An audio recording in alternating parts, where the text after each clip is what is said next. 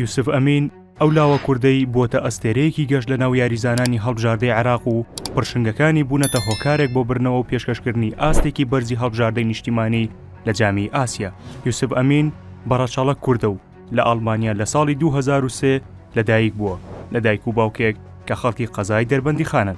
ئەستێرە کوردەکە سەرەتا لە ئەکادیمیای ڤیکتۆریا کۆڵن دەستی بە یاریکردن کردووە، دواتر لە ماوەی 2 ساڵ لە ئەکادیمیای دۆرتمۆند بووە. باوکی یوسف ئەمین یاریزانێکی نایابی تۆپی پێ بووە و کاریگەریەکی زۆری لەسەر ئاستە ناوازەکەی کوڕەکەی هەبووە، هەر لە رەخساندنی بارودۆخ و پشگیریکردنی، وەک کوردیش دەڵێت گیا لەسەر پنجی خۆی دەڕوێت. لەبەر ئەمەشە ئێستا شانازی بە کوڕەکەیەوە دەکەین و چێژ لە یاریکردنی دەبینین. چیرۆکی یوسف ئەمین لەگەڵ هەڵبژاردەی عێراق لە ساڵی 2009 دەستی پێکرد، کاتێک بانگشتی هەڵبژاردەی تازە پێگەشتوانی عێراقرا، بەڵام ڕەت کرایەوە. کوڕە کوردە دەربەندیەکە کۆڵی نەدا و لەبەرەو پێشبردننی ئاستی خۆی بەردەوام بوو.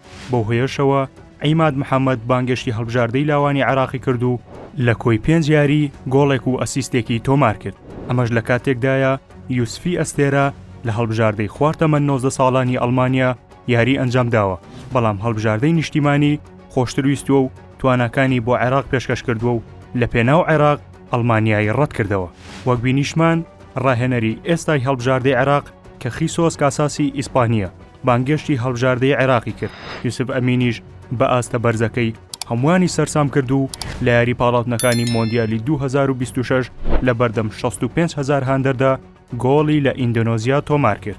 لە یاریەکانی جامی ئاسیاش بەرامبەر ژاپۆن ئاستێکی نمونەیی و کە وێنەی پێشکەش کردووە.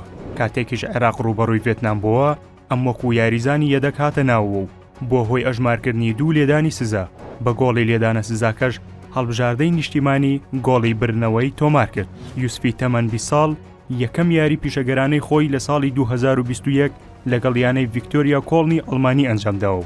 هاوکات بچووکترین یاریزانی یانەکەی بوو و بە باشترین یاریزانی یانەکەش دیاریکراوە بۆ ئەو ساڵە.